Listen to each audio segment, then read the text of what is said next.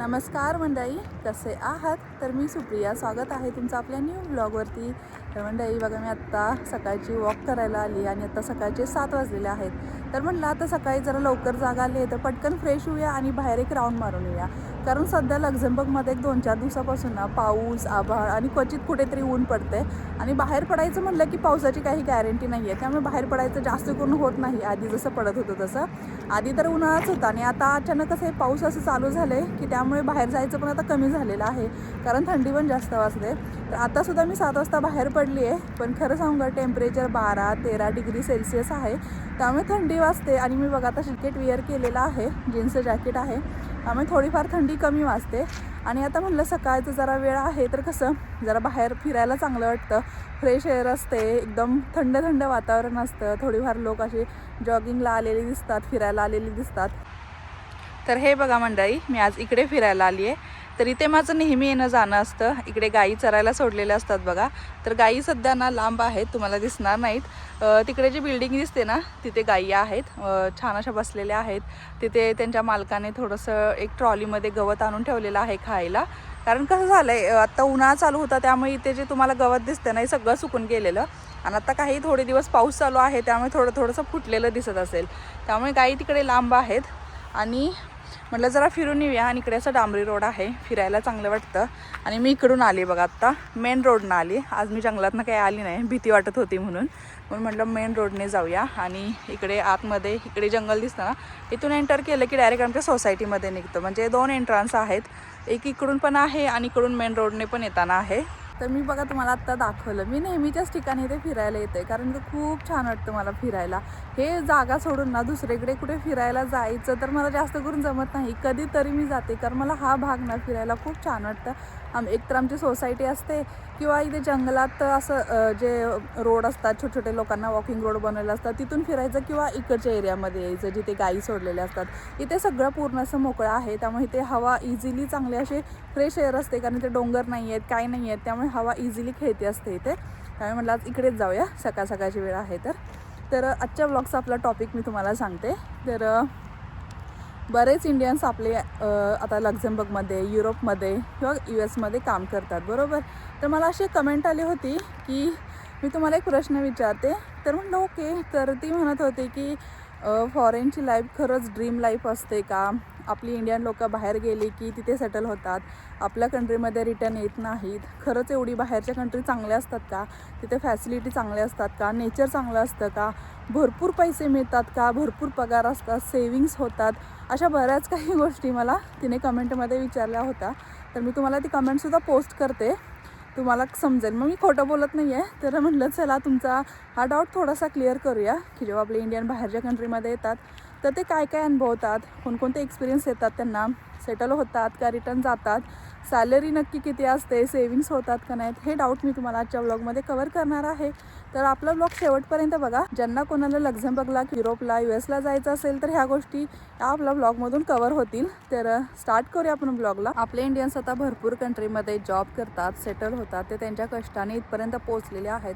आता भरपूर ठिकाणी तुम्हाला इंडियन्स लोक बघायला भेटतील की ते त्यांचं चांगलं बेस्ट देऊन ते इथे सेटल झालेले आहेत. चांगल्या ऑपॉर्च्युनिटी त्यांना इथे आल्यानंतरसुद्धा मिळालेल्या आहेत. हे त्यांच्या कष्टाचं फळ त्यांना भेटलेलं आहे. आणि याच्या पाठीमागे ना खूप मेहनत केलेली असते त्यांनी. एका रात्रीत कोणतंही ते साध्य होत नसतं, बरोबर. वर्षानुवर्षाची मेहनत असते ते, तेव्हा ते लोक इथपर्यंत पोचलेले असतात. आता प्रत्येकाची जन्मभूमी आणि कर्मभूमी सेम असते असं नसतं, प्रत्येकाची वेगळी असते, काहींची सेम असते.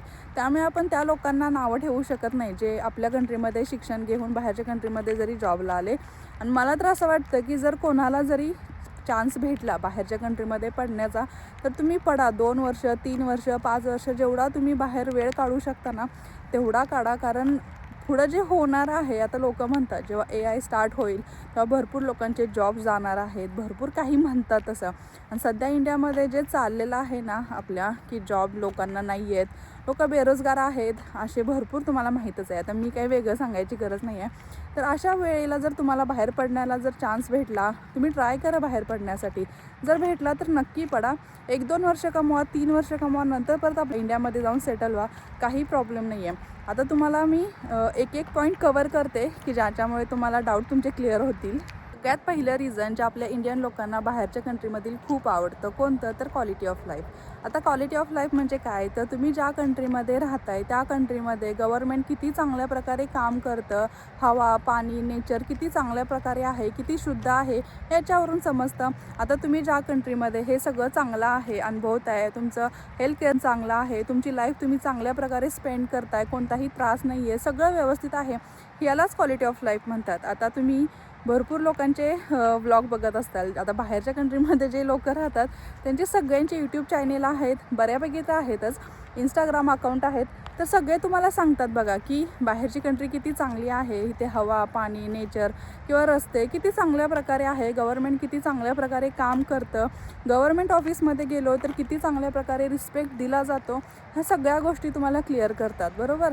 कारण त्यांनी आपल्या कंट्रीमध्ये ह्या गोष्टी कधी अनुभवलेल्या पण नसतात आणि बघितलेल्या पण नसतात. आता बाहेरच्या कंट्रीमध्ये जरी तुम्ही गव्हर्नमेंट हॉस्पिटलमध्ये सुद्धा गेला ना तरी तुम्हाला चांगल्या प्रकारे ट्रीटमेंट दिली जाते. आपल्याकडे तुम्ही सांगा, आता गव्हर्नमेंट हॉस्पिटल असतात तिथे चांगले डॉक्टर बघायलाच भेटत नाहीत. चांगले डॉक्टर असतात ते प्रायव्हेट हॉस्पिटलमध्ये असतात आणि गव्हर्नमेंटमध्ये फक्त ट्रेनिंगसाठी आलेले नर्स, डॉक्टर अशी लोक असतात.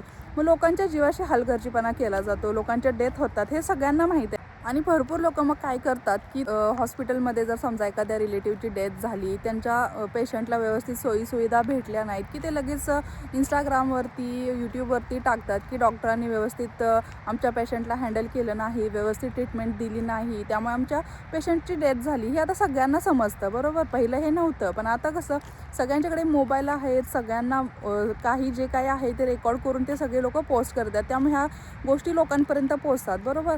आता मला एक सांगा, जी लोक गव्हर्नमेंट हॉस्पिटलमध्ये कामाला आहेत त्यांच्यावर जर अशी एखादी इमर्जन्सी आली तर ते कधीच गव्हर्नमेंट हॉस्पिटलमध्ये जात नाहीत, ते प्रायव्हेटमध्ये जातात. कारण त्यांना माहीत आहे की ते लोक किती चांगल्या प्रकारे काम करतात, बरोबर. किंवा शिक्षक म्हणा, शिक्षक असतात मराठी शाळेवरती शिकवायला, पण ह्यांची मुलं कॉन्व्हेंटला असतात. ह्या अशा प्रकारे आपल्या इकडे सिस्टम काम करतं.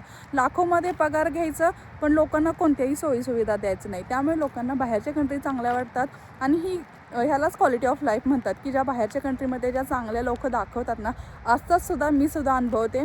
काही गोष्टी खटकतात आता, पण जास्तीत जास्त गोष्टी इथं चांगल्याच आहेत. दुसरं रिझन म्हणजे सिस्टम. आता इथली लक्झेंबर्गमधील सिस्टम खूप चांगल्या प्रकारे काम करते, लोकांसाठी किती चांगल्या प्रकारे सोयीसुविधा केलेल्या आहेत ते मी तुम्हाला सांगते.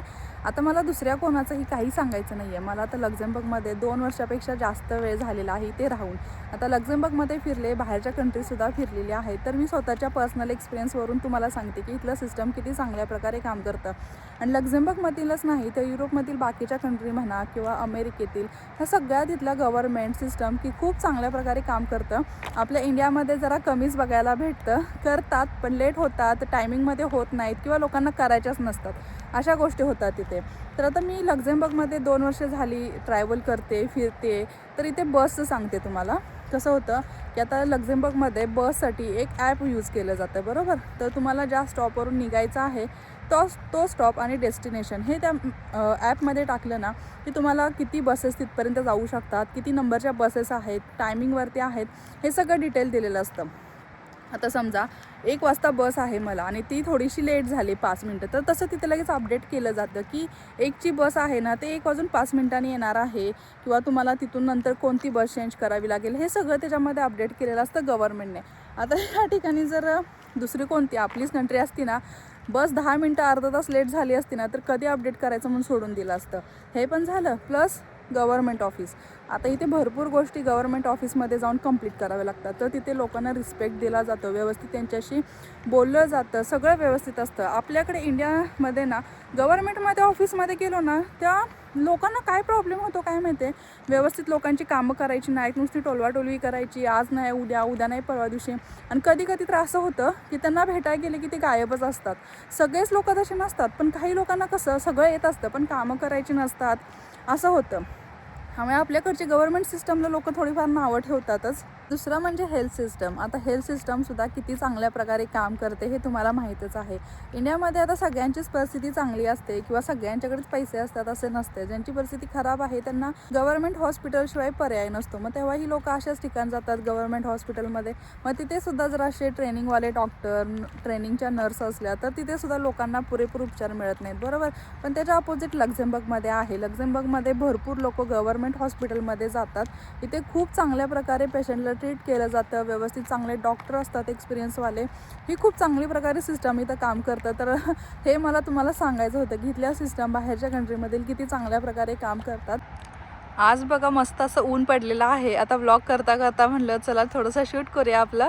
सकाळी आली तेव्हा वातावरण खूप थंड होतं आणि सगळीकडे असं रस्ता ओला होता, गवतावरती दव पडलेलं होतं. आणि आता बघा किती छान असं 8-8:30 वाजलेले आहेत आणि छान असं ऊन पडलेलं आहे. त्यामुळे म्हटलं आता थोडा वेळ उन्हात बसूया आणि मग नंतर घरी जाऊयात. तिसरं रिझन म्हणजे रिस्पेक्ट फॉर लेबर. आता रिस्पेक्ट फॉर लेबर म्हणजे काय, तर लक्झेंबर्गमध्ये सुद्धा ना भरपूर प्रकारचे जॉब्स आहेत. म्हणजे कसं की स्किल्ड आणि नॉन स्किल्ड. आता स्किल्ड जॉब कोणते, तर बँकमध्ये, IT मध्ये असे जे जॉब करतात ह्याला प्रोफेशनल जॉब जे असतात त्याला स्किल जॉब म्हणतात, बरोबर. आणि नॉन स्किल म्हणजे काय, तर ड्रायव्हिंग, क्लिनिंग किंवा असे जे प्लंबिंगचे कामं असतात त्याला नॉन स्किल जॉब म्हणतात. तर आता ही इंडियामध्ये सुद्धा अशी लोकं करताना बघतो आपण आणि इथे सुद्धा.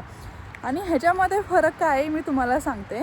तर जेव्हा ही लोक इथे जॉब करतात ना तर इथे सगळ्या जॉबला म्हणजे स्किल जॉब असू दे, नॉन स्किल जॉब असू दे, ह्या लोकांना समान रिस्पेक्ट दिला जातो. ते असे ड्रायव्हिंगचे कामं करतात, प्लंबिंगचे कामं करतात म्हणून त्यांच्याशी कसंही बोलायचं, त्यांना कसंही असं म्हणजे काय म्हणतात की त्यांना असं रिस्पेक्ट द्यायचं नाही असं काही नसतं. इथे सगळ्या जॉबला सेम मानलं जातं, सगळ्या जॉबला सेम व्हॅल्यू दिली जाते. इथे कोणताही जॉब कमी जास्त असा काही नसतो. तसंच अपोजिट आपल्या इंडियामध्ये बघा, लोक बँकमध्ये जॉब करतात, IT मध्ये जॉब करतात. ती लोक ह्या जे प्लंबिंगचं काम करतात, क्लिनिंगचं काम करतात त्यांना खूप कमी समजलं जातं आपल्याकडे. हे सगळ्यांना माहिती आहे की आता तुम्ही मस्त जॉब करताय, तुमच्याकडे सॅलरी चांगली आहे, हजबंड वाईफ तुम्ही दोघंही जॉब करताय आणि तुमच्या घरामध्ये एखादी क्लिनिंगला साठी एखादी लेडी आहे किंवा कुक आहे तर तुम्ही तिला जास्त असं रिस्पेक्ट देत नाही. आरं तुरं करणं, कसंही बोलणं हे सगळं तुम्ही त्यांच्याशी करता, बरोबर. तसं इथे नाही आहे. इथे सगळ्यांना व्यवस्थित रिस्पेक्ट दिला जातो, कामाचा आदर केला जातो आणि यालाच रिस्पेक्ट फॉर लेबर म्हणतात. तर तुम्हाला काय वाटतं ह्या रिस्पेक्ट फॉर लेबरबद्दल मला कॉमेंट करून नक्की सांगा. चौथं रिझन म्हणजे आता फ्रीडम. आता फ्रीडम काय असतं हे सगळ्यांनाच माहीत आहे, बरोबर. आणि इथे लोकांना फ्रीडम आहे पण इंडियामध्ये भरपूर लोकांना फ्रीडम मिळत नाही आणि जास्तीत जास्त त्याच्यामध्ये मेजॉरिटी हे स्त्रियांबाबतीत असते, बरोबर. की लग्नाच्या आधी पण त्यांना काही फ्रीडम नसतं आणि लग्न झाल्यावर पण फ्रीडम नसतं, बरोबर. आता फ्रीडम म्हणजे काय की काही करणं असं नसतं, बरोबर ना. पण स्वतःची लाईफ थोडीफार चांगली जगणे यालाच फ्रीडम म्हणतात ना. पण आपल्याकडे कसं असतं की आपल्याला काही गोष्टी करायच्या आहेत समजा, तर आपण कधी असा विचार नाही करत की मला किती चांगली वाटते, मला ती आवडते, मग करूया, हे आपण असा विचार नाही करत, बरोबर ना. तर 4 लोक काय म्हणतील आपले आजूबाजूचे, समाज काय म्हणेल याच्यावरती आपण जास्त भर दिला जातो. अरे तुम्ही काहीही करा इंडियामध्ये, साधं तुम्ही आता लग्न झालं आहे ना तर तुम्ही साधं एक सून आहात कोणाची, बरोबर, तर ना साडी न घालता ड्रेस घाला तर तरीसुद्धा तुम्हाला जज केलं जातं त्याच्यावरून, बरोबर. म्हणजे इथपर्यंत आपलं फ्रीडम आहे, तुम्ही विचार करा. तसं इथे अजिबात नाही आहे, बरोबर. इथे सगळ्यांना फ्रीडम आहे, सगळे आपली लाईफ चांगली प्रकारे जगतात. कोणी कोणाला काही म्हणत नाही, अरे ते बघा किती फिरतात किंवा त्यांनी काय घातलेलं आहे, ते लोक अशी राहतात तशी राहतात, कोणीही तुम्हाला इथं जज करत नाही, बरोबर. पण इंडियामध्ये आपण स्वतःपेक्षा समाजाचा जास्त विचार केला जातो. समाज काय म्हणेल म्हणून आपल्या इच्छा अपेक्षा सगळ्या आपण दाबून ठेवतो, बरोबर. तर ह्याला फ्रीडम म्हणत नाहीत, तर ह्याला फक्त म्हणतात ना 4 भिंतीच्या आत असं दाबून ठेवून यालाच असं म्हणतात. फ्रीडम काय असतं ते बाहेरच्या कंट्रीमध्ये आल्यावरच कळतं. आणि इथे कसं लोकांना काही फरक पडत नसतो तुम्ही काय करताय काही नाही, ते फक्त त्यांची लाईफ प्रत्येकजण आपापली जगत असते, कोणाचं काही हो त्यांना काही फरक नसतो. तर यालाच फ्रीडम म्हणतात. तर ठीक आहे, आता अजून बघूया काय काय रिझन तुम्हाला सांगता येतात मला. 5वं रिझन आहे ते म्हणजे जॉब, सॅलरी आणि तुमची सेविंग, बरोबर. तर आता लक्झेंबर्गमध्ये, युरोपमध्ये किंवा अमेरिकेमध्ये जसे बाहेरचे खर्च आहेत तशीच इथे सॅलरी दिली जाते आणि आपली इंडियामध्ये सुद्धा जसं खर्च आहे तशा पद्धतीने सॅलरी मिळते, बरोबर. तर आता इथे कसं होतं इथे लक्झमबर्गमध्ये सुद्धा खर्च खूप जास्त आहेत. लोकांना सॅलरी दिसते, लोक सांगतात 1 करोडचं पॅकेज आहे, 2 करोडचं आहे, पण इथं टॅक्स पण खूप हाय आहेत. जेवढे तुमची सॅलरी तेवढा तुमचा जास्त टॅक्स जातो, बरोबर. पण तुम्ही जरी प्रॅक्टिकली विचार करून जर सेविंग करायचं म्हटलं तर होऊ शकते. कारण कसं होतं, आपण इथे युरोमध्ये कमवतो आणि हे जर आपण इंडियन रुपीजमध्ये कन्वर्ट केले तर आपल्याला जास्त वाटतात, बरोबर ना. लोक फक्त सॅलरी सांगतात, पण त्याच्या पाठीमागे टॅक्स असतो, इथला खर्च असतो, इथला मंथलीसुद्धा खर्च खूप जास्त आहे, इथे रेंट जास्त आहे, हे कोणी सांगत नाही. मग जर तुम्ही व्यवस्थित विचार करून जर पैसे साठवायचे म्हणले तर साठवू शकता. तसंच इंडियामध्ये सुद्धा आहे की सॅलरी जास्त आहे म्हणून जास्त खर्च केले तर सेविंग होणार नाहीत, बरोबर. मग प्रॅक्टिकली विचार करून जर सेविंग करायचे म्हणले, थोडंसं काटकसर करून तर होऊ शकते सेविंग. एवढंच आहे. इथे सॅलरी जास्त आहे म्हणून बाकीचं काही स्वस्त आहे असं नसतं ना. इथे सॅलरी पण जास्त आहे, टॅक्स पण जास्त आहे आणि खर्चसुद्धा जास्त आहे. तर इथे कसं आता गव्हर्नमेंटने मिनिमम मॅक्झिमम वेजेस ठरवले आहेत, तसे प्रत्येक कंट्रीमध्ये असतात. इंडियामध्ये आता लोक कसे 8-8 हजारावरती सुद्धा कामं करताना तुम्हाला दिसतात. 8 हजारामध्ये आजकाल कोणाचं भागतं ना. तसे काहीतरी त्यांनी मिनिमम वेजेस ठरवायला पाहिजेच स्किल किंवा नॉन स्किल लोकांसाठी असे. तर हे झाले. हा पण तुमचा डाऊट क्लिअर झाला असेल की तसं काही नसतं, सॅलरी जास्त आहे म्हणून खर्च कमी असं नसतं. खर्च जेवढा आहे तेवढी सॅलरी गव्हर्नमेंट ठरवत असतं इथे. पुढचं रिझन कोणतं, तर जे लोकांना, इंडियन लोकांना इथे राहण्यासाठी त्यांना चांगलं वाटतं, तर फ्युचर ऑफ चिल्ड्रन. आता इंडियामध्ये तुम्हाला माहीतच आहे की आपली एज्युकेशन सिस्टम किती चांगल्या प्रकारे काम करते. गव्हर्नमेंटमध्ये जर मुलांना घालायचं म्हटलं तर ते शिक्षकांना काही येतच नसतं. मग ते 10 वर्ष, 12 वर्ष, 15 वर्ष जॉब करतात, शिकवत असतात मुलांना, तरीही त्यांना काही येत नाही. त्यामुळे आता बऱ्यापैकी लोक काय करतात की मुलांना प्रायव्हेट स्कूलमध्ये टाकतात, बरोबर. आणि आपल्या इकडे जर एज्युकेशन सिस्टम एवढी चांगली आहे तर आमदार लोक, खासदार लोक, मोठे पॉलिटिशियन किंवा जे डॉक्टर आहेत, गव्हर्नमेंटमध्ये जॉब करतात, ह्यांची मुलं ना, ॲक्टर लोक, यांची मुलं सगळ्यांची बाहेरच्या कंट्रीमध्ये तुम्हाला शिकताना दिसतील. जर खरंच आपली एज्युकेशन सिस्टम चांगली असते तर ते आपल्या इकडे शिकताना दिसले असते ना, बाहेर का पडले असते. मग हा त्रास कोणाला होतो की आपल्यासारख्या मिडल फॅमिलीमधल्या लोकांना, की कसंही शिक्षण असलं तरी आपल्याला तिथे घ्यावंच लागतं आणि बाहेर पडावं लागतं. मग आपल्यासारखी लोक जे इंडियामध्ये शिक्षण घेऊन स्वतःच्या मेहनतीवर कष्टाने या कंट्रीमध्ये, बाहेरच्या कंट्रीमध्ये जॉबला येतात, कोणाच्या ना रेफरन्सने ना पैसे भरून, हे स्वतःच्या मेहनतीने इथपर्यंत पोहोचलेले असतात. तरीसुद्धा या लोकांना काही म्हणतात की तुम्ही इंडियामध्ये सगळं शिक्षण घेता आणि बाहेरच्या कंट्रीमध्ये जाऊन जॉब करता, त्यांना सपोर्ट करता. अरे असं नसतं. इंडियाची जी आत्ताची सध्याची कंडिशन बघितली आहे ना, त्याला डिपेंड करून तरी मला तर असं वाटतंच की लोकांनी 1-2-4 वर्ष तरी बाहेरच्या कंट्रीमध्ये जॉब केला पाहिजे. आता चल की तू म्हणतेस की सगळ्यांनी नाही, तर ज्यांना ऑपॉर्च्युनिटी मिळते त्या सगळ्यांनी बाहेर पडा, 2-4 वर्षासाठी बाहेर पडा, कमवा आणि परत इंडियामध्ये जावा, एवढंच म्हणायचं आहे. त्यामुळे कसं होतं लोकांना की बाहेरच्या कंट्रीमध्ये थोडासा वेळ घालवला, थोडेसे चांगले कष्ट केले, थोडे दिवस जास्त राहिलो तर आपल्या मुलांचं फ्युचर चांगलं होईल. इथे पण गव्हर्नमेंट शाळा आहेत, प्रायव्हेट आहेत, पण इथे गव्हर्नमेंटमध्ये सुद्धा मुलांना चांगल्या प्रकारे, उत्तम प्रकारे शिकवलं जातं. चांगले शिक्षकांचा स्टाफ असतो. आपल्या इकडच्यासारखं नाही आहे की उगाच आली मुलं तर आली, शिकवलं तर शिकवलं, नाही तर गेली, अशी दप्तर भरून जातात माघारी. तसं इथे नसतं. इथे प्रायव्हेटमध्ये, गव्हर्नमेंटमध्ये मुलांना चांगल्या प्रकारे शिकवलं जातं. त्यामुळे इंडियन लोक राहतात इथे, मुलांच्या शिक्षणासाठी, फ्युचरसाठी इथे सेटल व्हायला बघतात. आता पुढचं रिझन आहे ते म्हणजे फिअर. आता फिअर म्हणजे काय ते थोडंसं एक्सप्लेन करते. आता हे फिअर प्रत्येक येणार आहे, म्हणजे जे बाहेरच्या कंट्रीमध्ये राहतात त्या प्रत्येकाला थोडी तरी भीती असते की आपण 4-5 वर्ष जॉब करतो आहे, मग आपण इंडियामध्ये गेलो की आता इथे कसं भरपूर लोकांनी चांगल्या चांगल्या फॅसिलिटीचा अनुभव घेतलेला असतो. ट्रान्सपोर्टेशन म्हणा किंवा हॉस्पिटल्स म्हणा, भरपूर ठिकाणी अशा चांगल्या गोष्टी असतात ज्या मी तुम्हाला सांगितल्या त्या. आता ह्या इंडियामध्ये भेटत नाहीत, बरोबर. मग लोकांना कशी इथे काही वर्षात सवय होऊन जाते, 4-5 वर्षात सगळ्या गोष्टी, हेल्थ केअर सिस्टीम चांगली असते, बस ट्रान्सपोर्टेशन, पब्लिक ट्रान्सपोर्टेशन सगळं चांगलं असतं, बरोबर. मग इंडियामध्ये गेल्यावर ह्या गोष्टी काही चांगल्या नसतात, ह्याला सगळ्याला फेस करावं लागतं. मग आपण रिटर्न गेलो, आपल्याला जमेल का तिथे, की वेळेवर बस नसतात किंवा गर्दी असते, म्हणजे याची भीती असते लोकांना की तिथे गेल्यानंतर आपल्याला जमेल का म्हणून. त्याचबरोबर कसं होतं की आपण जर समजा आता इथे एवढ्या वर्ष जॉब केला आहे, आपण इंडियामध्ये गेलो तर 4 लोक काय म्हणतील, केवढा चांगला जॉब सोडून का रिटर्न आला हा, किंवा ह्याला जॉबवरून काढलं का, असे लोकांची मेंटॅलिटी असते. पण आपले रिझनसुद्धा वेगळेच असू शकतात, की आपण ठरवलेलं असतं की आपल्याला 1-2 वर्षच राहायचं आहे आणि नंतर आपल्याला रिटर्न जायचं आहे, किंवा आईवडिलांची तब्येत ठीक नसते म्हणून आपल्याला त्यांची काळजी घेण्यासाठी तिथेच राहायचं असतं. हे आपले पर्सनली रिझन असतात. हे सगळ्यांना काही आपण सांगत सुटत नसतो, बरोबर. पण अशी लोक विचार करतात की ह्यांना जॉबवरून काढला असेल म्हणून ते आता इकडे आले असतील, तर असं काही नसतं. ही एक भीती असते लोकांना, म्हणून लोक जायला खरं त्यांना जाऊ वाटत नाही.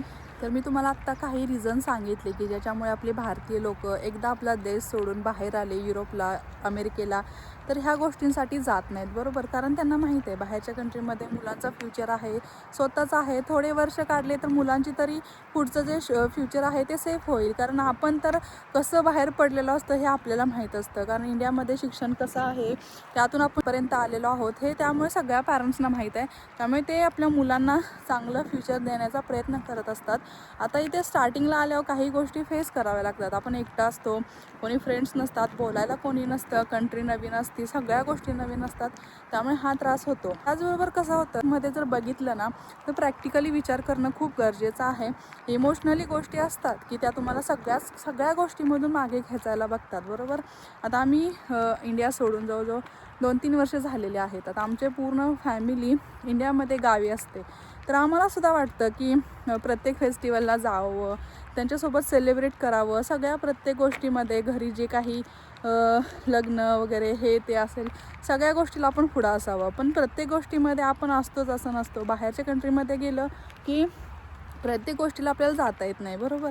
इथे पण कसं होतं, ज्या आपण कॉलनीमध्ये राहतो तिथे वेगवेगळ्या कंट्रीतले लोक असतात, त्यामुळे फेस्टिवल जरी सेलिब्रेट करायचं म्हटलं तरी एकटं करायचं, कोणी नसतं ओळखीचं.